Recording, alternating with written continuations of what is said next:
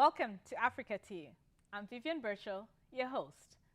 I'm excited to say that Africa is at the forefront of bringing other disadvantaged communities together on a world stage to bridge healthcare gaps. Harvard's Global Health Catalyst program, which was started by my guest, Dr. Wilfred Ngwa, to bridge the healthcare gap in low and middle income countries around the world through collaborations with more advanced economies.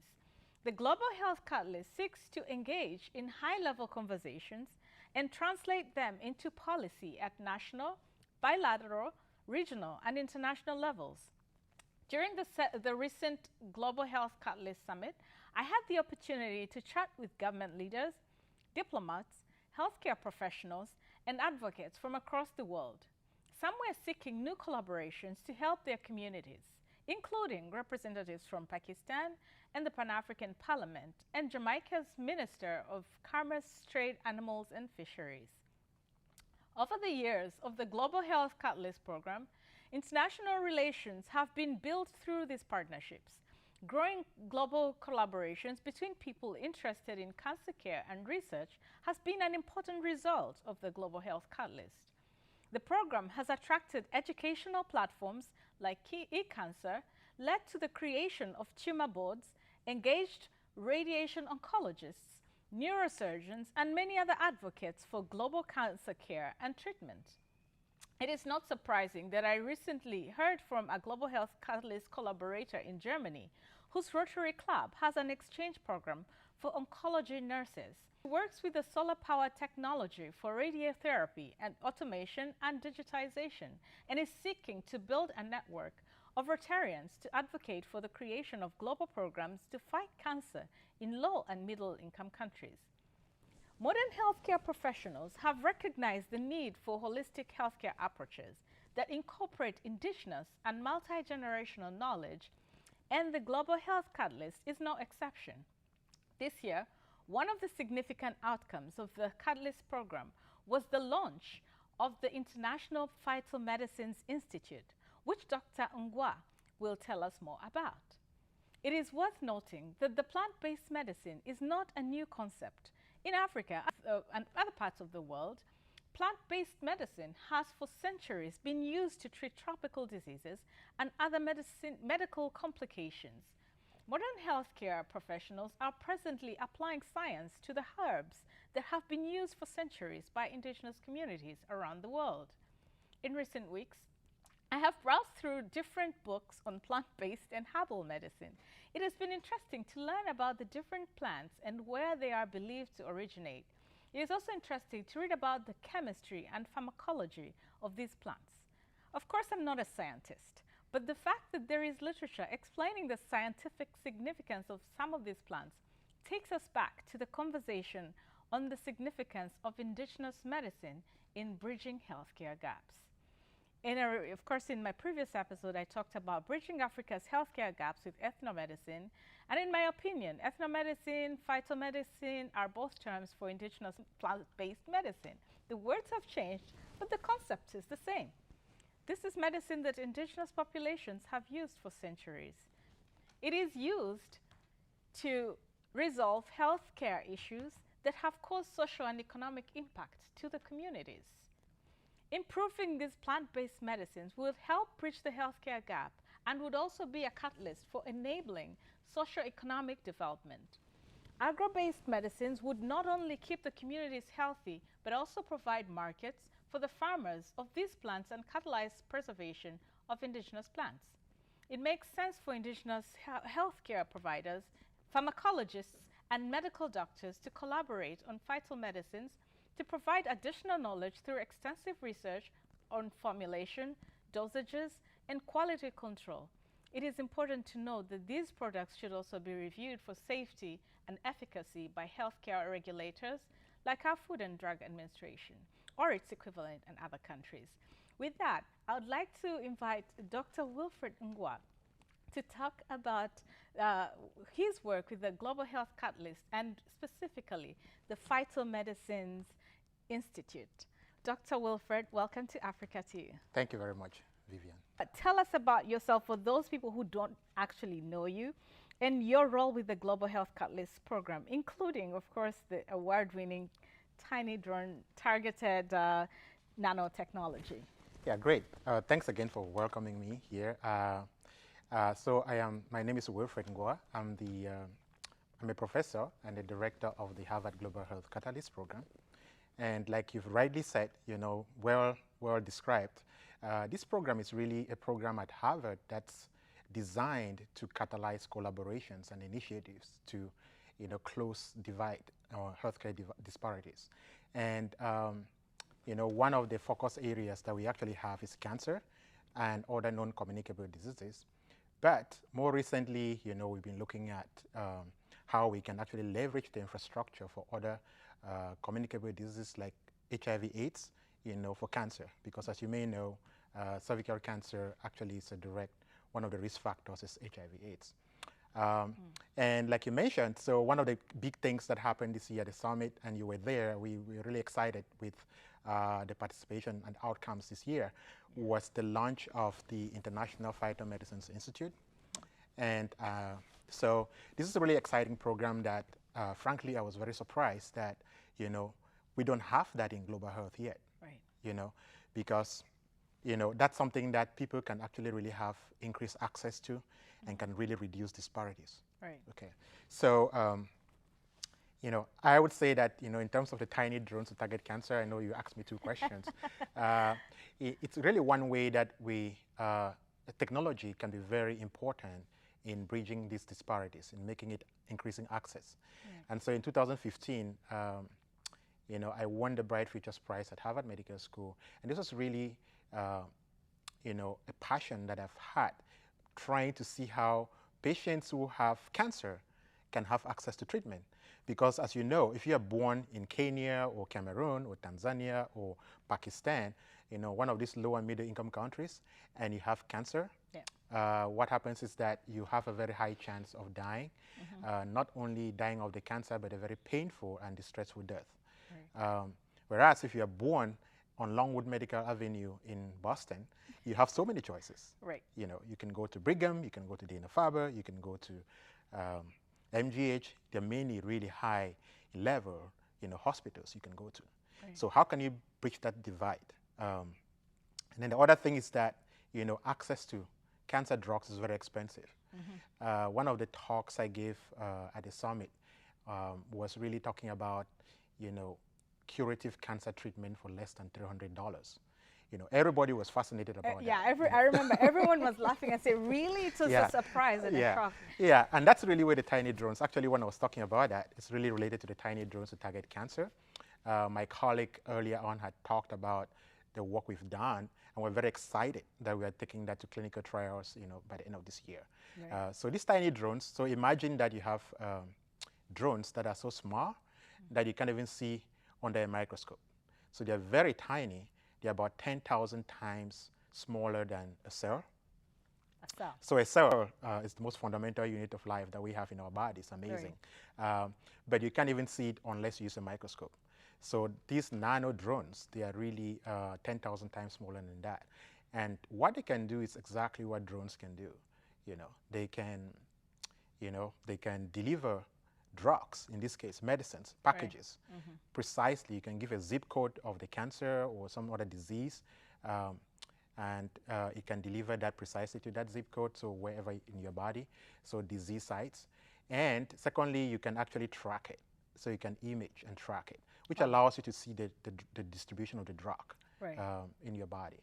So that was a technology we won the prize for in 2015. And I should say, part of the reason, the passion for making sure that this technology is also accessible to low and middle income countries really was also born from that, because it really went through 3 levels of review. The first level was, just scientists at Harvard reviewing that and comparing that with other proposals that were submitted to kind of determine which were the best proposals. And then they selected 3 out of that. And then, they put them out to the public to then decide. They said all those 3 proposals were equally worthy of winning, and they now put that to the public to decide which one of those were could win the prize. And we had votes from all 50 states of the United States. Wow. Yeah, and That's from amazing. and from 92 countries across the world. Oh my goodness. And you know what we did? What happened was, some of the people who voted from Africa, they said, you know, when we are voting for this new technology for cancer treatment, is it going to be one of those that after it's been developed, we cannot have access to it? It's going to be too expensive. Right, and which is the case with a lot of medications. That's right, yeah. I mean, in the United States itself. So even though we developed this thinking about cancer patients who don't have access, it includes the United States. Right. We know resource-poor communities here, African Americans, you know, people, frankly, anybody in low-income settings here in the United States. Or frankly, anybody would like to save money, right? Yeah, I know. So when I give that talk on that night, I basically asked, when you are diagnosed with cancer, you have to ask two things. You know, should I see a doctor or should I see my financial advisor? You know, I remember that's that the question yeah. you ask yourself here in the United States. It is a difficult question. Honestly, some analysts have shown that, you know, you should talk to your financial advisor first. Which is sad. Which is sad. Because it's healthcare, it's Yeah. life. That should not be your first concern, you know. And so, yeah, so we're very excited that, you know, we developed this technology. We've tested that in, you know, animals, preclinical trials, you know, and we show now that this can really cure, you know, it's really amazing. It can eliminate cancer in other parts of your body. So it's really like training your immune system. Right. These drones deliver the drugs to the cancer cells, they damage them, and then, like when you take a flu shot, you know, you can bring your white blood cells, your immune system can actually get trained. And then wherever the cancer is in your body, your white blood cells, which are like the SWAT team in your body, can eliminate those cancer cells because now they recognize the cancer. As you know, cancer is really one of your cells that goes rogue. You know, basically it doesn't want to die, just keeps multiplying. But the problem is that you know, your immune system, your white blood cells, they think that it's part of your body. So they don't attack it like they'll attack other diseases. Right. So with this drone technology, we can actually train, you know, your white blood cells to recognize the cancer as deadly. Yep. So it's more, you know, you've heard about immunotherapy won the Nobel Prize last year, but this technology is going to make that more accessible. Right. You know, so it's actually a very low cost technology. And that, you know, when you say low cost, that has raised a lot of question marks with people who were having a conversation after your presentation. Absolutely. Some were concerned that the people who benefit from cancer treatment are probably not going to let you develop that technology because it kills their market. Right. Do you have similar concerns? Yeah, actually, you're very right. I mean, we've had that discussion, and you know, this drone technology we developed, you know, we had two options. One is to actually license that. So right now we have companies that are interested in licensing the technology, and I have not accepted that, partly working with other team members and the industry offices, partly because once you license this technology, you know, you really lose control of that. So, you know, it can be, they can put in a price to it, they can even shelve it. You know, some companies can shelve that technology and just continue with their expensive drugs, right? So we've kind of decided that we're not going to do that. But, you know, that's the concern, is that, you know, once you start doing this, you know, you can disrupt the businesses of big pharmaceutical companies. Right. But we actually want to work with them. And frankly, most of these companies, you know, they are also interested in making sure that patients have access to treatment. Right. So in this case, we would like to actually, we found some partners that we think that can alleviate that concern. You know, people already have a big market, but are also, you know, very interested in making sure that patients have access, especially in low and middle-income countries. Yeah. We've been talking about the International Phytomedicines Institute. Yeah. What gave you the idea for establishing this? Yeah. And what is its mission? Yeah, that's a good question. I mean, it's really two reasons.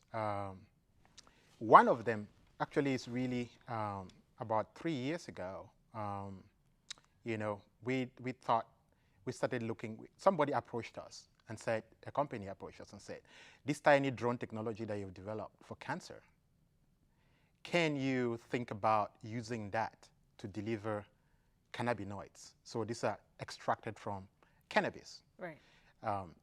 So you can deliver that precisely, whether it's to pain or to neurological disease targets or to cancer itself.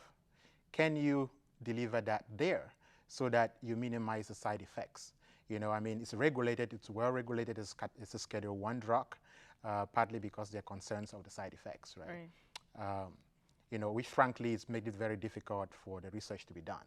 So this company approached us and we say, yeah, why not? These tiny drones are like, you can imagine it like an Uber, right? So it can carry, the passengers can be a cancer drug or it can be cannabinoids, So we decided to start looking into that, and we've kind of published a number of papers on that. And we show that, yeah, it can actually increase the efficacy, right? So cannabis is actually a very good example of a plant-based medicine. So phytomedicines, phyto is plant, right? So plant medicine.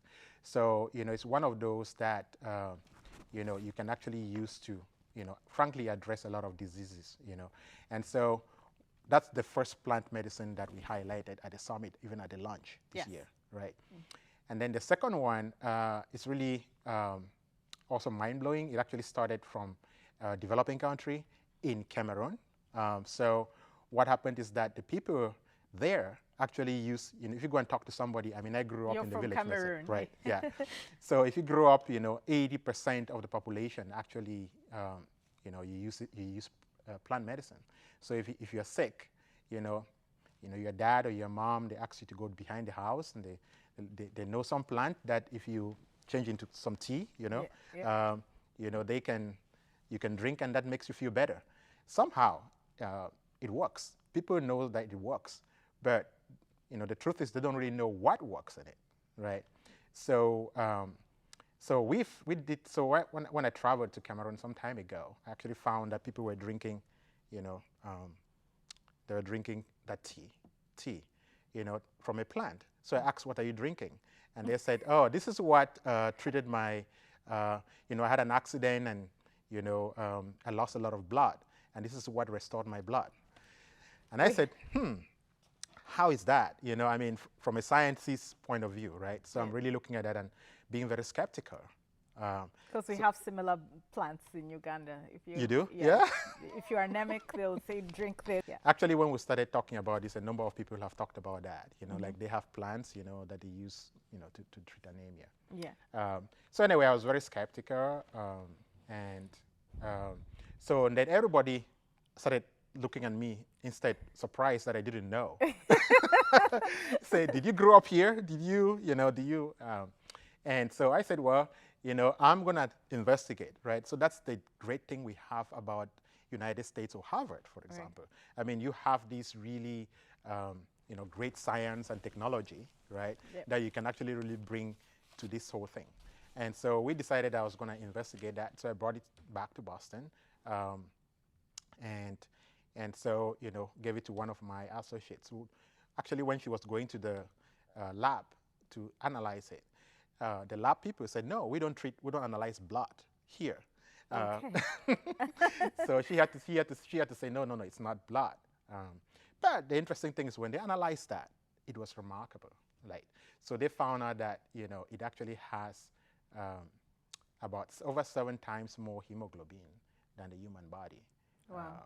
And so that explained. We now know, for example, why people are finding some benefit in that, right? Yes. But this is something that, the World Health Organization talks about, 2 billion people in the world are anemic. Wow. So 1 out of every 3 or 4 people, right? And it turns out that most of these countries in Africa where this plant was actually discovered are the most anemic. That's so some of them have in that community, but they don't know. They don't know that it works. It's not widely used. Yeah. And now with this discovery, now we actually want to bring that such that it can benefit even people in the United States, right? So I can tell you a list of applications that people are coming up with. It's just amazing. But that was one of the other plants that we highlighted at the summit, right? So, we now have the science for that. We have a number of, actually this year, in the fall, we have a TED-style talk at Brigham and Women's Hospital. Oh, excellent. Presenting this to the world, essentially. talking This about particular one, the blood one? Yeah, the Oh, blood one. Yeah. excellent. When is the event? That's going to be in November, Discover Brigham. So it's going to be a big unveiling of it. I mean, before that, we actually have a number of conferences. There's one next month that we're going to be presenting some of the results there. Still in Boston? That's going to be in San Antonio, in Texas. Oh, okay. Sorry, I can make it. Yeah, that's going to be far. Yeah. Yeah. But yeah, we'll share the data with you. Yeah. So it's fascinating. So those were two, triggers that we started thinking. Okay, Global Health Catalyst program is really trying to bridge disparities, increase access to care for patients and people. But you have these plants that people, even farmers, grow, whether it's cannabis, whether it's this plant that grows behind your backyard. If you can tell these people,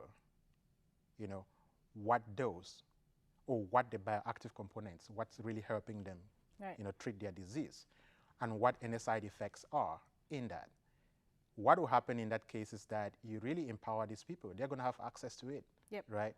And like you mentioned in your introduction, this can actually be a source of jobs and could create jobs for women, farmers. You can grow that, you can convert that into something that can benefit, frankly, the whole world.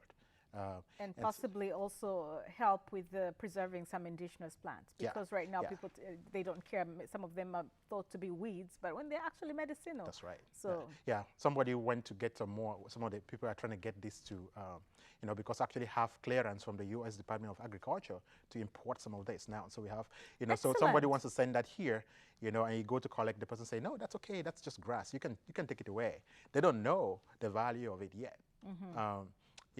So, but that's one of the things we really have to do is preserve those that indigenous knowledge. Right. How can the public be a part of this mission? So actually, that's a really good question. And one thing I would like to say is that those were just the two plans that were highlighted during the launch. It created this trigger to say, hey, look, if we can elevate this to global health, is going to really bridge these disparities in healthcare. And so that was just these two plans. But how can the public help is that, this is just the beginning. So now we've had partnerships with industry, there are a number of industry.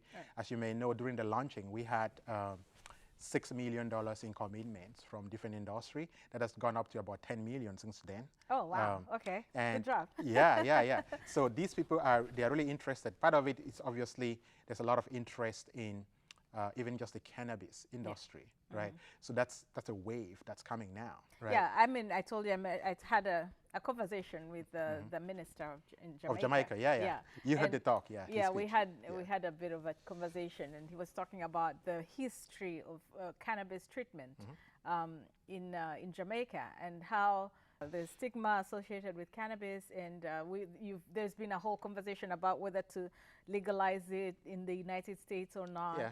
And so it's interesting, when you bring out the health benefits of it, because many of us do not actually know the health benefits of it, in moderation, of course. Right. So, I mean, I think that every plant, frankly, each one of us, there's always a good side, and some side, maybe side effects of any plant, right? And the thing that the challenge for us, and that's what Harvard and all the partners that we have brought in this Phytomedicines Institute initiative, that they can bring is that, you can isolate the best parts of each of these plants, right? You can isolate those good parts, those medicinal components, and then you can use that in an effective way to treat cancer or whatever disease, and then you can minimize those side effects. We don't have to blanket stigmatize. I was talking to somebody and he was actually telling me that, why do you want to minimize the side effects? Maybe I want them. But that's what we bring here. I mean, the Jamaica minister was very powerful in his talk during the launch. And I think that, cannabis has been used for thousands of years, right?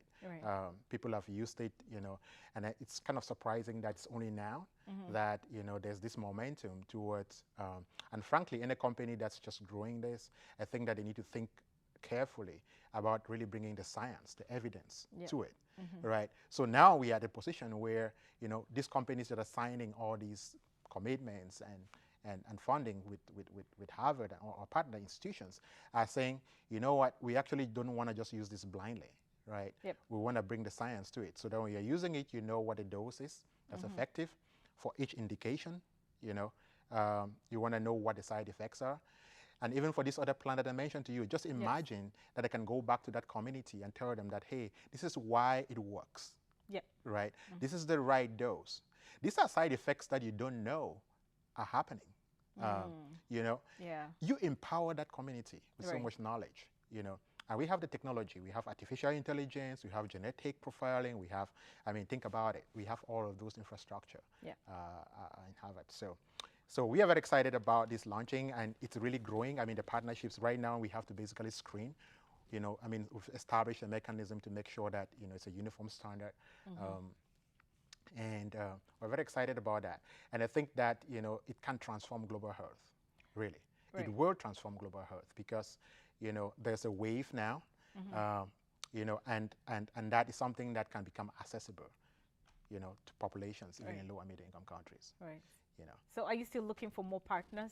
Right. So to your question, you know, so that was a long way to come around your answer your question. So to your question, how can the public benefit? So there are many ways. So one, for example, is that, I mean, we just started with 2 plants, right? Actually, since then we've had, I can tell you, we've had people submit plants. I was actually talking to one of the ambassadors, and he told me about 2 plants that he has. One, you know, I think he mentioned it was cassava leaves. That they used it when he grew up in Africa. They use that for something. So people are sending us things now that we have to analyze. That's where we've brought in artificial intelligence. I can tell you, we have to kind of screen, you know.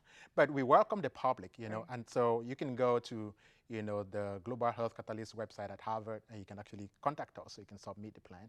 So we're going to share the link with you and your listeners.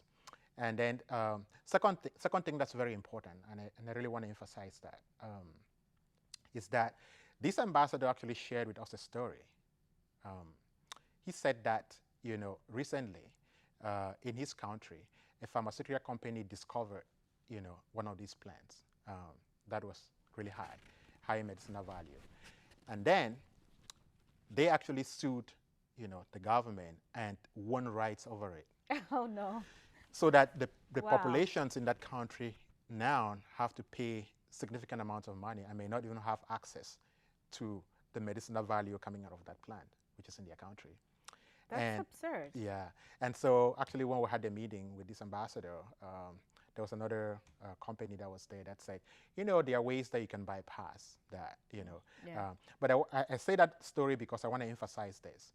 If you are somebody who knows a medicinal plant, okay, and you submit that to the institute for characterization and determining what are the bioactive components, you know, if we determine that truly there's a medicinal value in this and there's the evidence, we want to make sure that the intellectual property is shared with you or your community or your country. Excellent. You know, because we want to make sure that happens.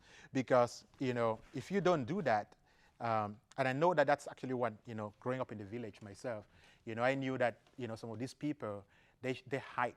They tell you, they know what can help, but, you know, the doctors, the traditional doctors or people there, they would not share that knowledge to you because that's the only way they can generate income, you know. And frankly, so, I mean, it's their IP. They have the right to hide that intellectual property. So, you know, for me to just tell you, okay, if you know a medicinal plant, give it to us to investigate. I have to make sure that I tell you, we have to sign some kind of agreement. And each one of even the industry partners we have had to sign a sponsored research agreement with one of the Harvard institutions to make sure that, you know, this is done properly. So that any intellectual property that's developed from that, the community or the person also benefits from it. You know, so it means if somebody buys a product from it for $100, you know, the community should get some percentage of that. Yes. So is that applicable to communities there from other parts of the world, other continents that are not just Africa, like Asia, Middle East? Yeah. So you may have actually met my colleague from the Harvard Bashkim. Yes. Very, very interesting. So he's excited about, you know, that in North Macedonia. So we had a really strong.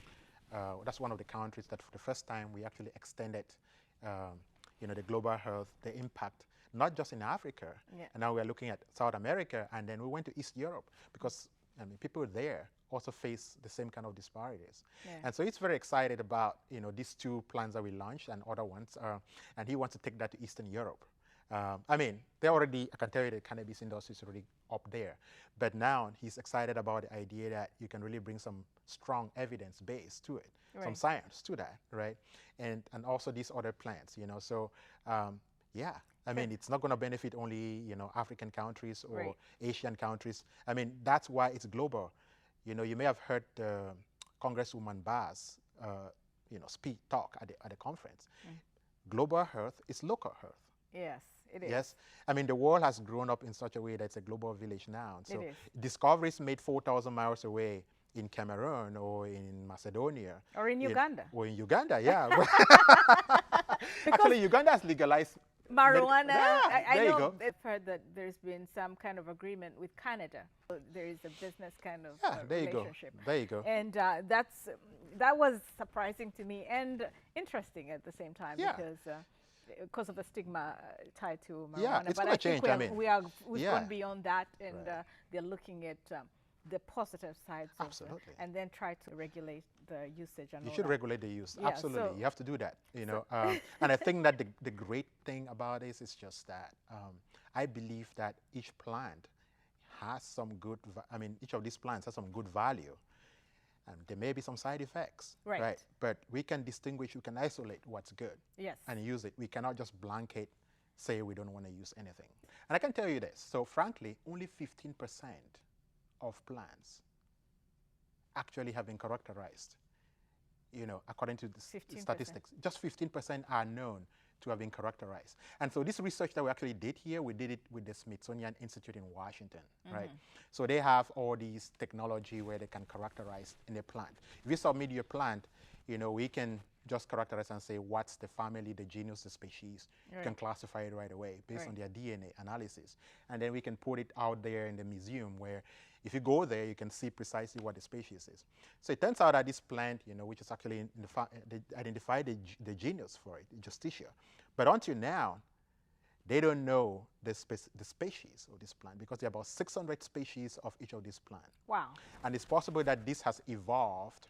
Yes. And plants do that. They adapt to different environments. So it's evolved and it's become a unique species, right? Wow, okay. So there are all these species that people have not actually characterized.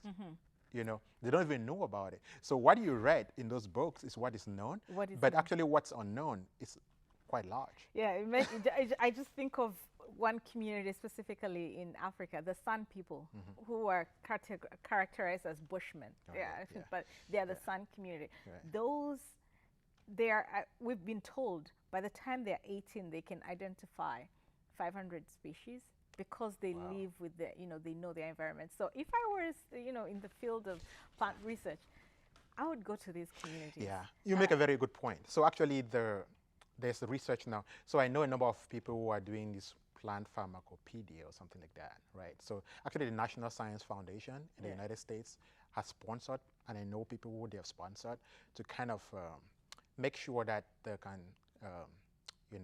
get these plants and put them in some encyclopedia, make sure that they don't lose that knowledge. And I was talking to somebody this weekend who told me that they are even doing linguistics. They went and found a plant which in that, it says the name of the plant, they gave a name, they characterized the name of the plant by saying, this treats something. Yes. Okay, so if you learn the linguistics of that village, that community, you know that it treats that something. But it turns out that what is the word that they used, that it treats, is no longer available. People don't know what it means. Yes. Because over time, they've lost the language. They've lost the language. And so now they are now going back to find out, interviewing people who have so many people in the community to find out what the name that means. So you make a very important point that we really need to, record these things and make sure that we have them in some kind of database. And I know that they are doing that, many organizations, even the Smithsonian Institute, they're trying to characterize. Although what hurts me with some of this, they do not credit those local people. I know, and that's why sometimes I'm not so eager to, even give ideas on, hey, do this, because, it would help the local communities if they told you in their local languages, instead of giving them a bowl of cereal and go away with their knowledge and give them expensive drugs. I know. If people in the healthcare profession would be so lenient and merciful and human to actually do something, give back in terms of healthcare, proper healthcare, that would be great. So I am hoping, of course, that the Global Health Catalyst program is going to pave a way of how things need to be done, to save our communities. But that's a conversation for another day. No, that's a very important point. And I think that, one thing I would argue is that, I would mention is that, there's going to be a grassroots movement here. You know what I mean? Definitely there's an example of also of the pygmies in Cameroon, where, for malaria, how did they live in those rainforests? How did they survive malaria? And in Uganda. Right, and Uganda, right. We have the battle. So the story goes that actually that's how things like quinine were discovered.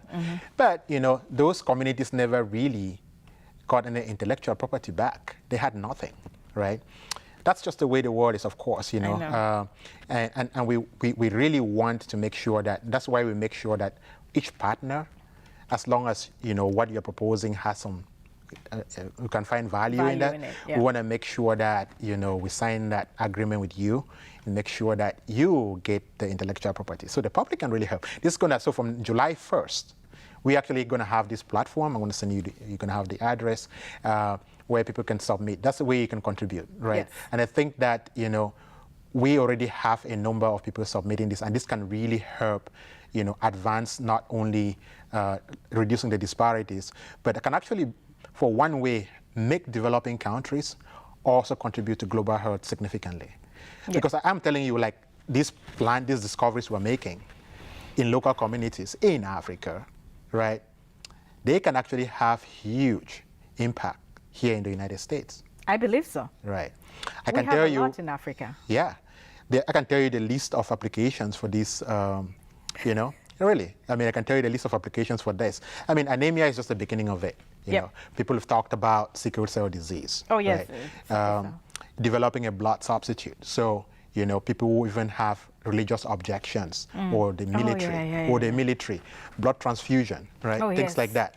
So, it turns out, and that we found out from the structure of the molecules from this plant, that they have a strong hemoglobin component that is actually stabilized. That's something that you can develop further. Wow. So there's tremendous potential in this thing that can really benefit.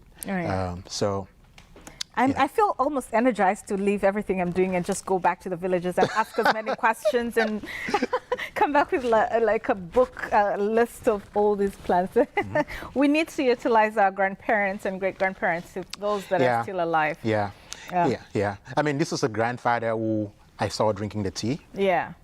He actually, I think he needs to, 1 year from now, I think a few months from now, we need to recognize that community and him, for bringing this to the global health stage. Also take back some of the projects. You know the problem, Vivian? You know the problem? No.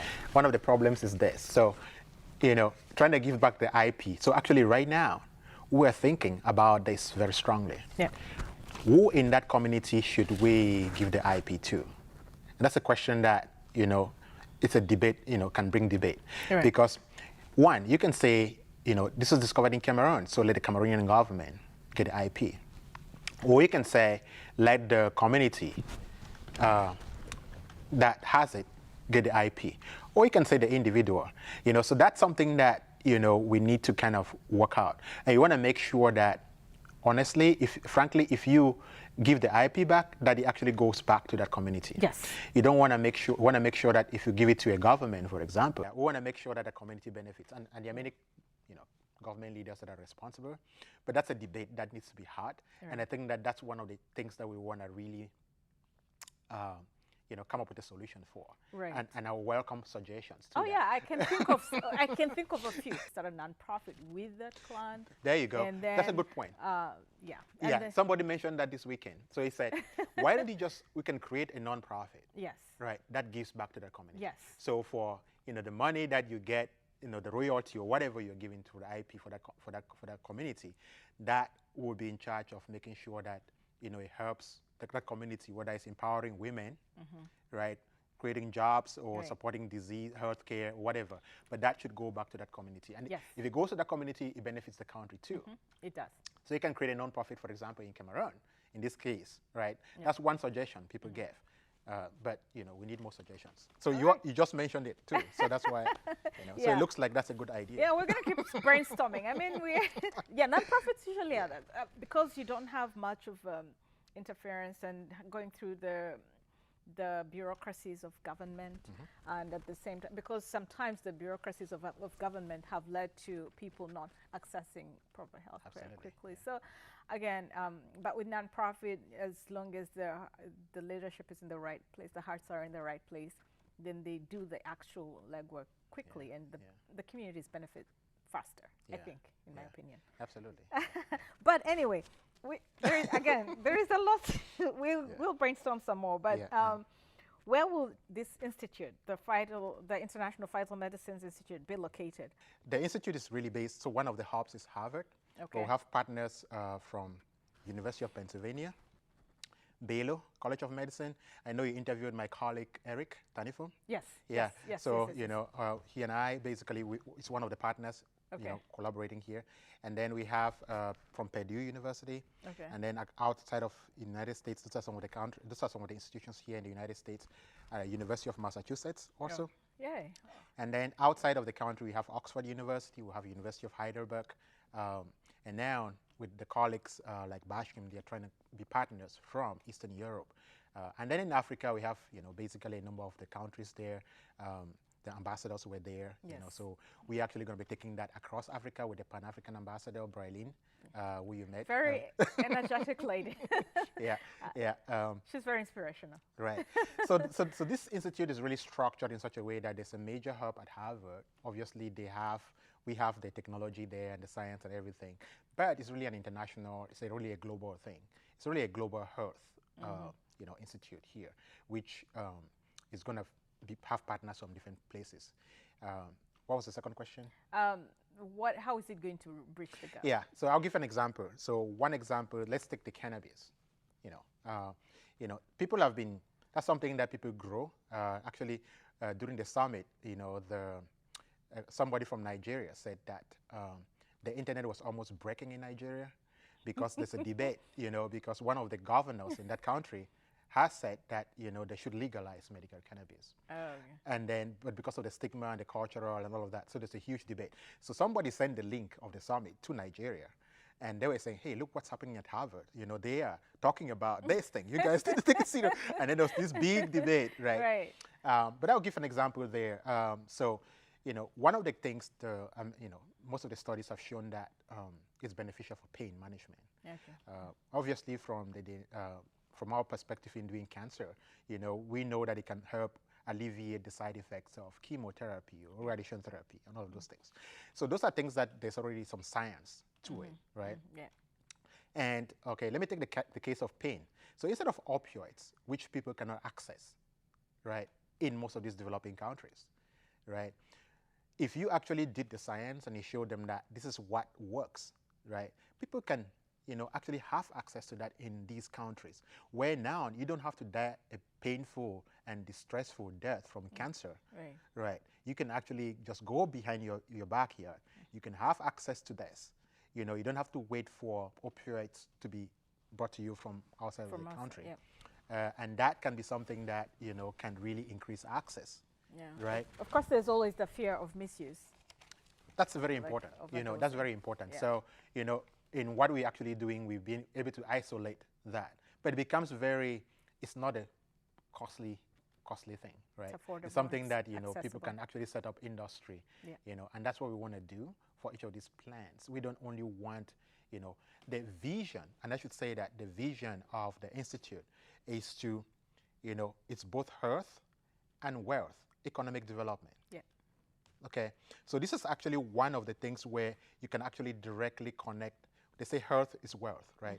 You can directly connect, you know, health and the economic development directly, because you can empower local farmers. You know, Dr. Brailin talked about the fact that women, you know, who are most in these developing countries don't really have jobs, you know, but they are spending time, if you can give them, to even do the farming, like she's one of the leading farmers in Africa, right? So, but she's also educated and all of that. So she's been empowered. To answer your question, so that, if you can bring the evidence and the science, and tell people what is the good part of these plants, the dosage and the side effects, you can empower those communities to actually have access to that. Yep. Okay. On the other hand, right, so the other example I gave was for this blood plant. Now these communities are using that. If you bring it to the United States, right, so all these applications that I talked to you about, if they develop them, United States gets to benefit from it in a low-cost way, right? So they can get more access to that. I know patients who have died with cancer here in the United States and have had to travel to Mexico or other countries because of lack of access to care, because they cannot pay for the treatments. So any low-cost technologies that are developed or treatments that are developed in global health can actually truly benefit global health, can make even populations here in the United States have access. So we're very excited about that because it's one of those areas where, it's not just foreign aid. It's not, just you going to help in a poor country, but discoveries made in those poor countries can actually benefit the United States as well. Right. So we're very excited about. Those are just two examples, of course. But of course, but it gives us an idea of how it will be bridging the gap. And of course, in your experience as a global health professional, why is it important for the communities to invest in learning about plants and the environmental protection? I know we've kind of talked about it, but biodiversity is just a big part. Let me give you one application again of this plant. I'm very excited about it. And the TED Talk will talk about it. I can't wait to learn more about it. So I'll be bugging you after this. So imagine, people are actually isolating hemoglobin right now, right? So they're isolating that and making burgers, right, which are not based with meat. So what actually makes a burger taste that delicious is the hemoglobin in the meat, right? So imagine that if you have blood from plants that has hemoglobin, and you can make burgers from that, so that you can taste these burgers and they will taste as delicious, but you're not using meat from cows. And you know what? Studies show, published from Science, up to high impact journals like Science, between 15 and up to 50% of global greenhouse emissions and global warming is actually coming from the use of production of things like meat, growing animals. Because when you grow animals, there are a number of factors. They're feeding, plus the fact that they are using up plants and reducing the oxygen, all of that stuff. So there's a number of news reports that show that by 2050, population of the world will be so large that they can no longer really sustain, getting, only from meats, So this example of the plant can actually, that's why vegans, vegetarians, all these people. So this can provide a good alternative to enjoying a burger. Vegetarian burgers. I mean, there are vegetarian burgers already, right? There are already some of that. But this one, with him in it, so you can eat a vegetarian burger and it will still be very tasty, right, and nice. But, you can actually enjoy the same thing that other people are enjoying when they use meat, right? So that's actually part of the trend right now, right? People are moving towards, vegetarian, and vegan. But this plant, for example, actually is one of those that, I have an associate now who is doing the numbers to kind of show how if you were be able to move people from, just looking at using this as part of the hemoglobin in developing foods or meats and things like that, how much in terms of global warming, how environmentally friendly that would be. And that's to your question, because I mentioned that because you mentioned environmental friendliness, right? So growing more plants, actually if you start creating agriculture and making people grow more plants, that's really good because plants produce oxygen, remember? They take carbon dioxide and they recycle that and they produce oxygen, during photosynthesis. And that's a way that you can actually really address some of the environmental problems that we're facing. The science is there, it's not, I'm just telling you that. Science is there, to support that. So definitely phytomedicines has multiple, plant medicines has multiple benefits. And, it turns out that this example of the plant I mentioned, the blood plant, is actually very appropriate to your question about environmental friendliness. What is Africa's significance in this project of phytomedicine? It's pretty big, right? I mean, actually, that's been the focus of the Harvard Global Health Catalyst program that I direct. It's really started with, trying, mostly Africa in particular as an example of a low and middle income countries that are, Africa with low and middle income countries there really don't have access to cancer care, right? Let me start with that example because that's where it all started and then grew. And so, so most of the collaborations that have come out of the initiative from Harvard, the Harvard Global Health Catalyst, have benefited a lot of countries. Have MOU partnerships with the Ministry of Health in Rwanda, governments in Nigeria, Namibia, Kenya. Now in develop, you saw the governor from Kisumu came from Kenya. Tanzania. So we have a number of countries that are already benefiting from this. Where is Cameroon in all this? Yeah, and Cameroon as well. Actually, we're helping build a cancer center in Cameroon. Oh, yes. Yeah.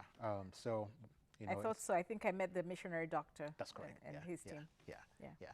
So, this really started from that, benefiting a lot of Africa. But now, we cannot, because of the success that we've had over the past years, there's now, you saw this year, we actually for the first time really began to scale some of what is being successful in Africa, to other places, other low and middle income countries. And so we had a very strong participation this year from Macedonia, where my friend Bashkim came from, and the Kosovo Balkan region.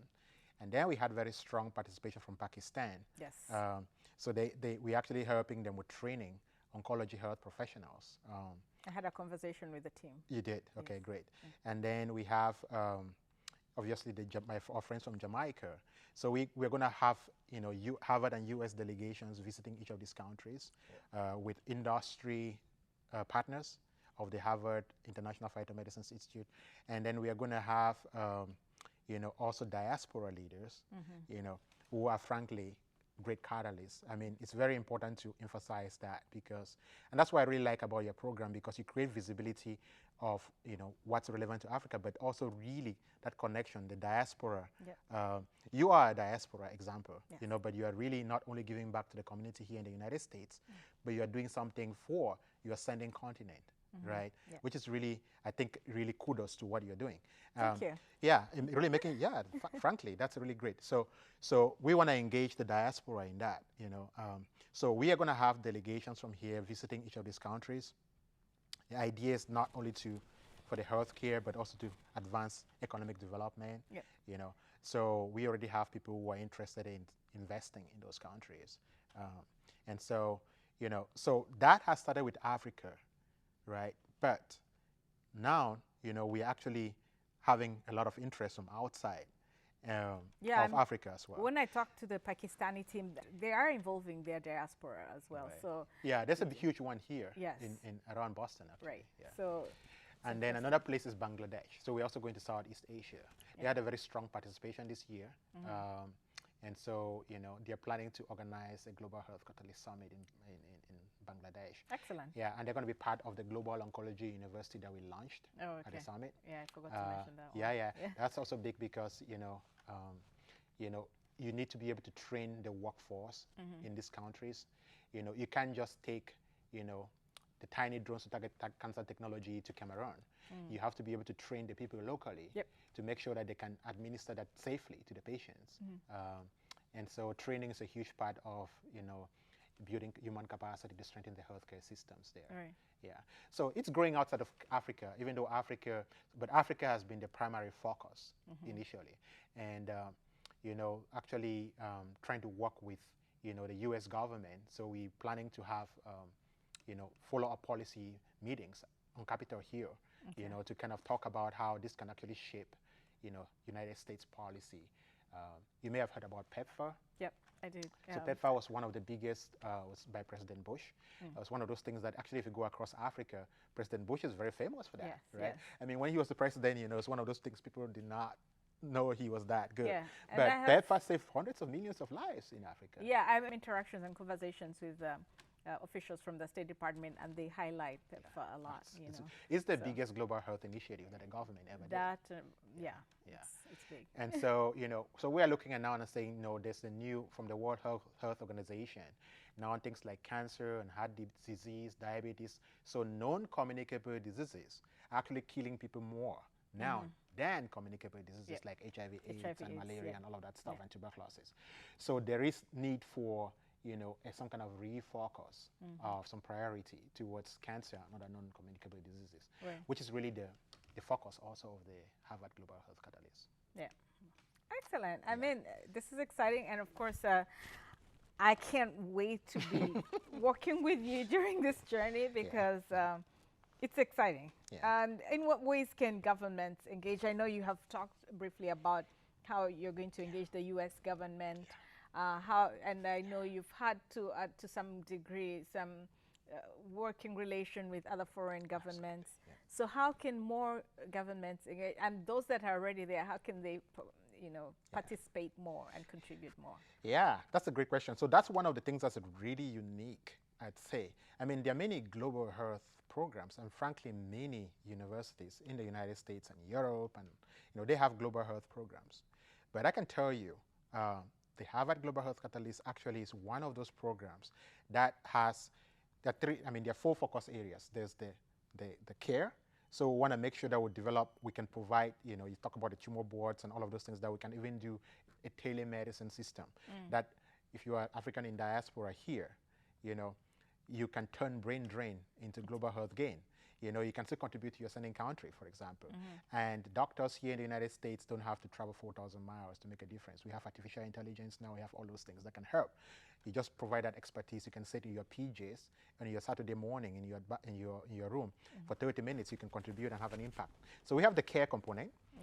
We have the research. So we're doing clinical trials. So the Tic-Tac, we're starting up tiny drones technology is going to be one of them. We have multi-center clinical trials.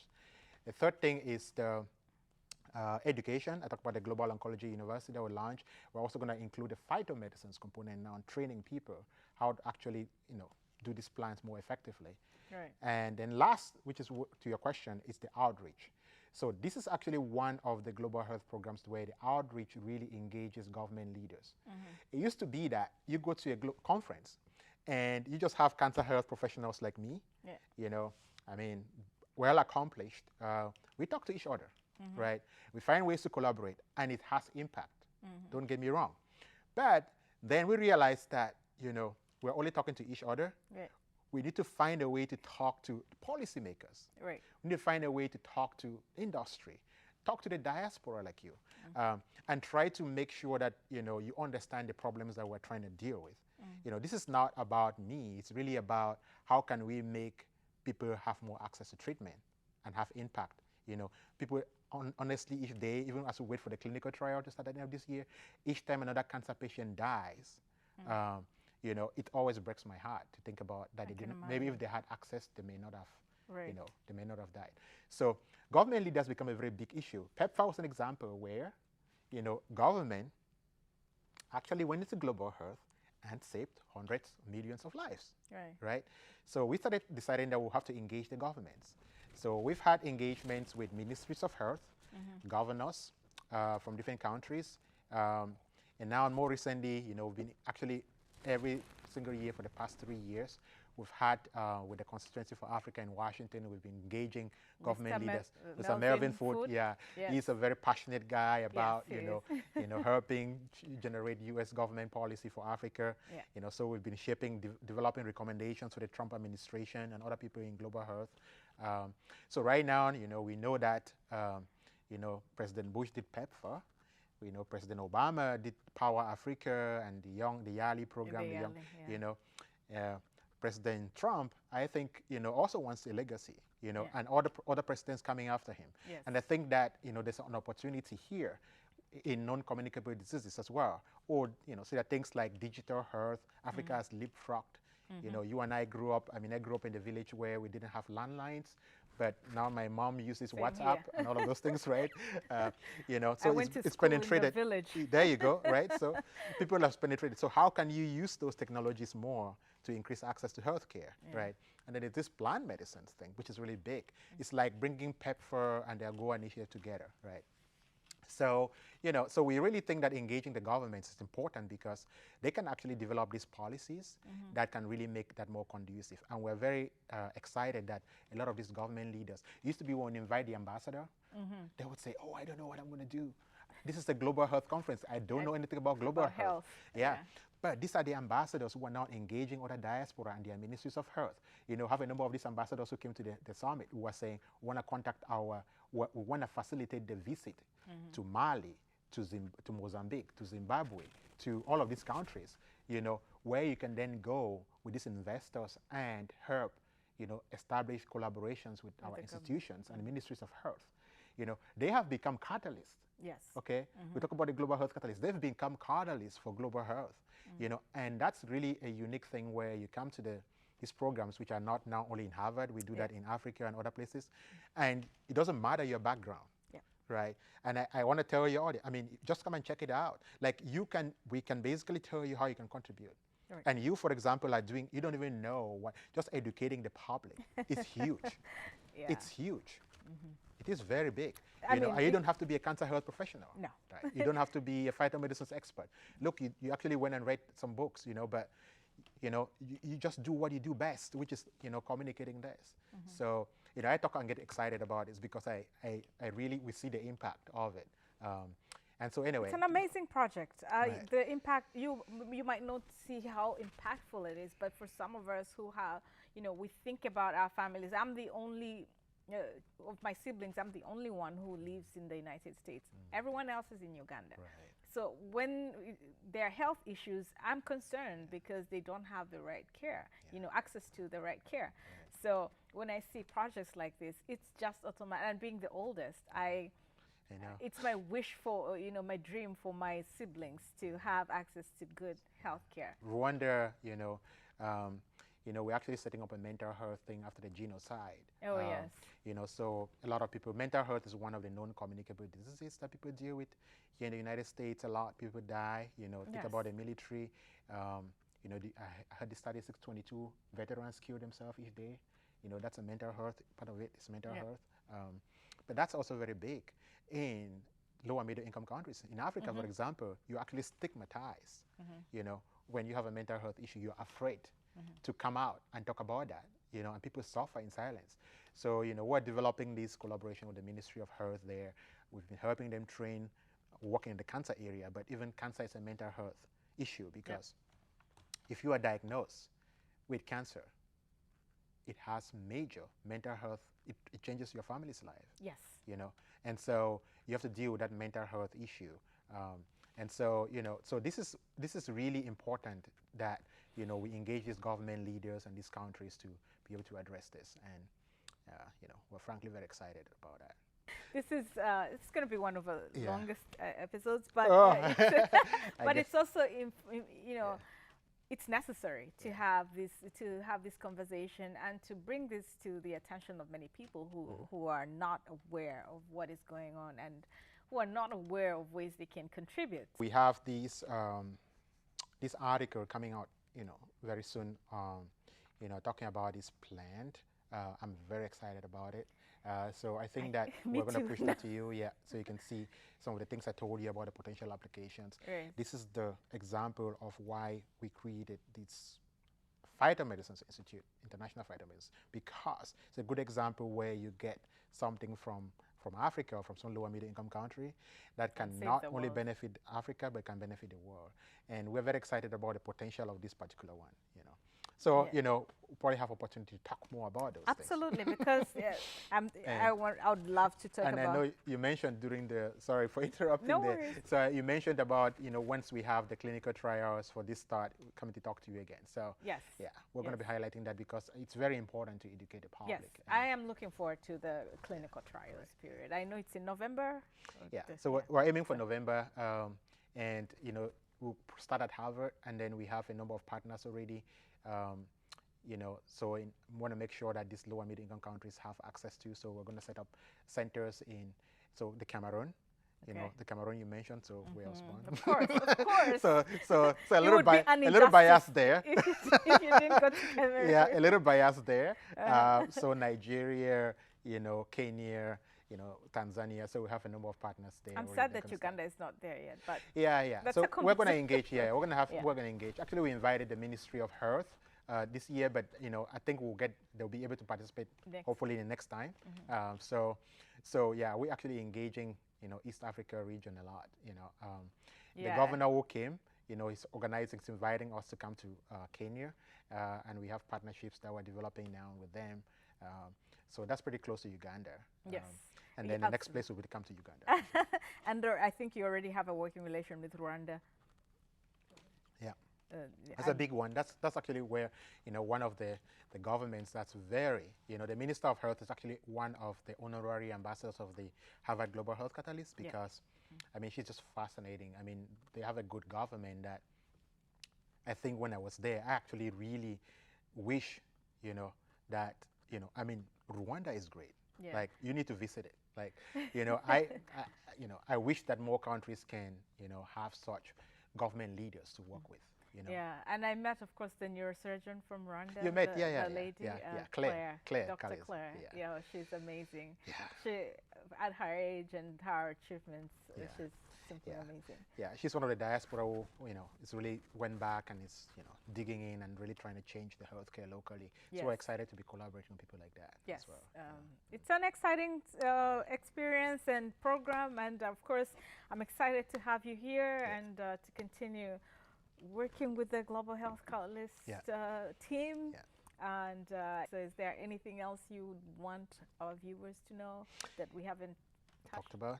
talked Yeah. about? Yeah, I mean, I think your viewers, I would just like to thank you again and thank your viewers, for, I think that's important that they realize just what a great program this is, in being Thank able you. to, no, this is great. I mean, you're one of the first, I kept telling you, I mean, maybe, you should really think about getting a big journalism career, I mean, Yeah, you are really media. multi-talented. You are multi-talented, and I guess you have to pick what your gift is.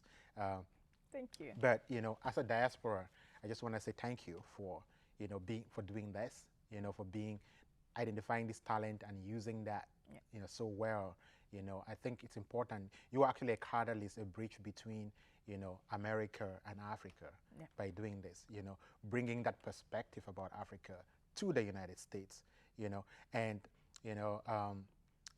Lydia, we actually wrote a book about, the experiences of Africans in Europe and United States. And usually, and also the experiences, now we have one coming out, which is, we'll tell you about it, about experiences of Westerners in Africa. But usually one thing we identified is the perception.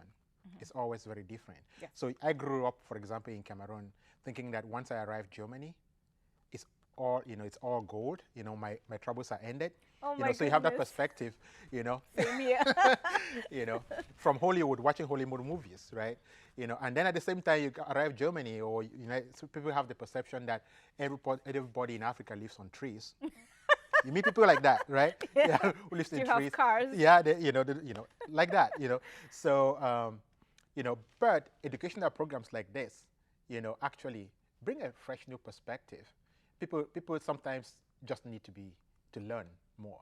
Yeah. And I think that's why this program is so important. And I just want to thank you and appreciate that. Thank you, sir.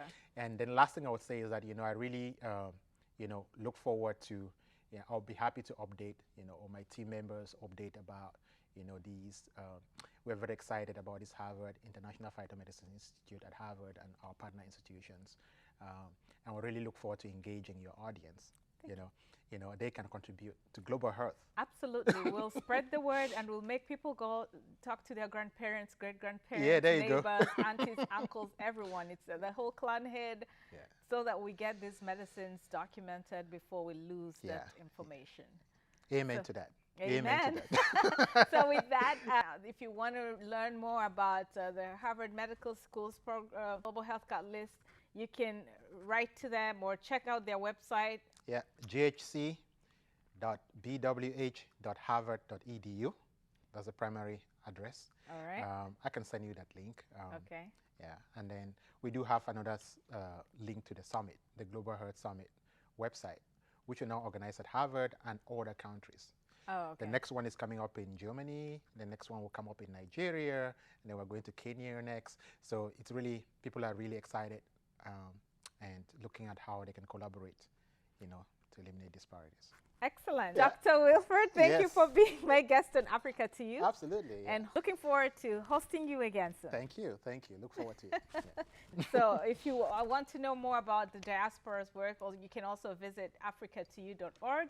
Send me an email at africatoyou.vivian@gmail.com. Thank you for watching Africa to You. Till next time. I strongly believe every single plant, God put it for a reason. But because we have not taken time to actually go that route, maybe that's all that we need.